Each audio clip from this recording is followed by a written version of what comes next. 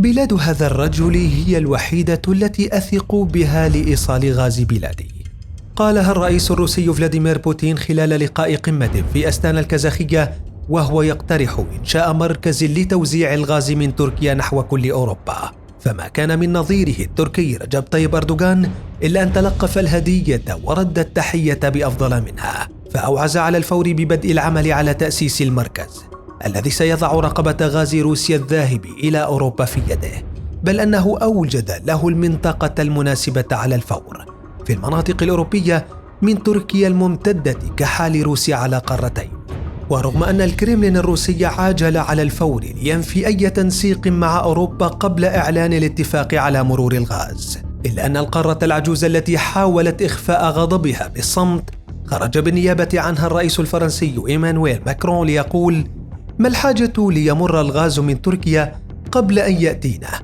في وقت كان من المفترض أن أوروبا تعمل للوصول إلى عهد لا تأخذ فيه ولو حفنة غاز من عند الروس، لكن يبدو أنها ما زالت عاجزة عنه، وهي تصرخ قبل شتاء مقبل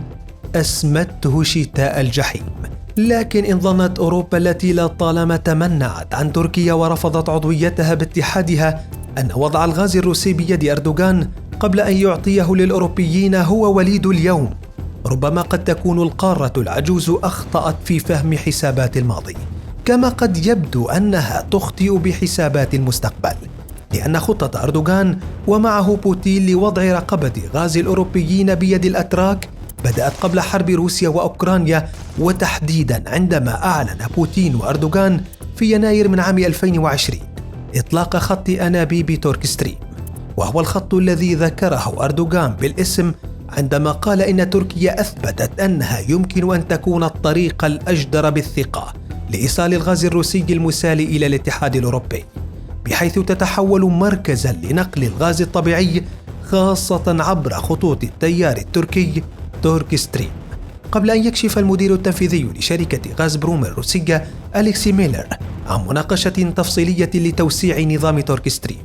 ليكون منطلق مركز توزيع الغاز الروسي في تركيا، فما خط الغاز هذا؟ وكيف رسم عدو الأمس وحليف اليوم بوتين وأردوغان ملامحه؟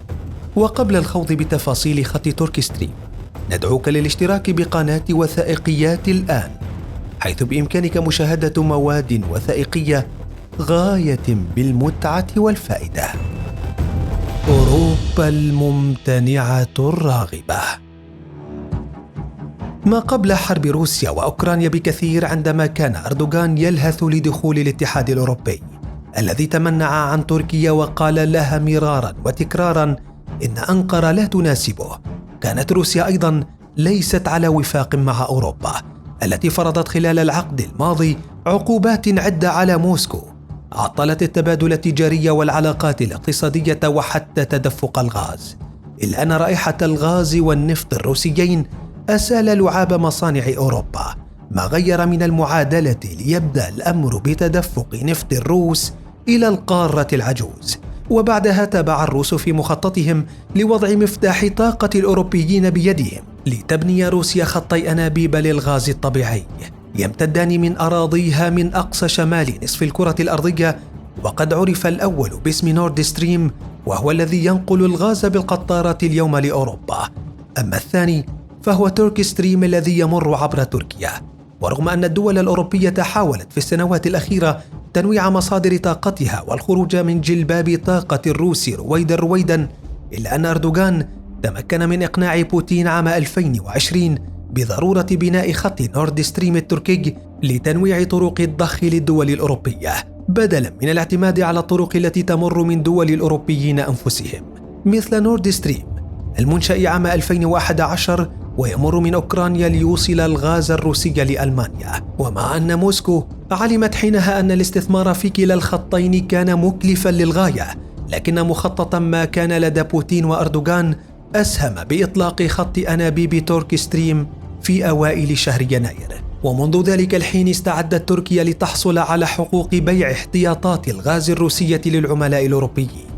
وبعد عامين يبرز خط أنابيب تورك ستريم بوصفه حلا بديلا لأزمة الطاقة في أوروبا، التي تواجه شح إمدادات مع اقتراب فصل الشتاء، مع انهيار خطوط نورد ستريم جراء انفجارات تتقاذف تهم المسؤولية عنها أوروبا وأمريكا من جهة وروسيا من جهة أخرى، ولأن الأنظار توجهت على الفور إلى ترك ستريم الذي سيضخ كميات ضخمة من الغاز الروسي إلى منطقة البحر الأسود بموجب اتفاقية وقعتها روسيا وتركيا عام 2021 لمدة 15 عاماً. بات الخط هدفاً لأعمال تخريب قالت روسيا إنها أحبطتها. ملامح شريان أوروبا الجديد. في 8 من يناير من عام 2020 دخل خط أنابيب ترك ستريم الخدمة بهدف نقل وتصدير الغاز من روسيا إلى تركيا من خلال البحر الأسود، قبل إرسال كميات ضخمة من الغاز إلى جنوب وجنوب شرق أوروبا، خاصة وأن الطاقة التصميمية لخط الأنابيب بين موسكو وأنقرة تبلغ نحو 31.5 مليار متر مكعب من الغاز سنوياً. وينقسم خط غاز ترك ستريم إلى قسمين، بري وبحري، لينطلق من مدينة أنابا في روسيا وصولاً إلى ولاية قرقلار إيلي التركية. أما فرع شبكة الأنابيب البحرية في خط ترك ستريم يغذي أولهما تركيا مباشرة بالغاز الروسي، بينما يغذي الثاني دول أوروبا. واليوم مع اعتماد ترك ستريم نواة لمركز إقليمي لنقل غاز روسيا إلى أوروبا، بات بيد أنقرة التحكم بصمام الطاقة الروسي باتجاه القارة العجوز، ما قد يجعل أوروبا تبحث عن طريقة تحفظ ماء وجهها مع تركيا بعد أعوام من رفض انضمام تركيا للاتحاد الأوروبي لأنها ليست مناسبة للأوروبيين.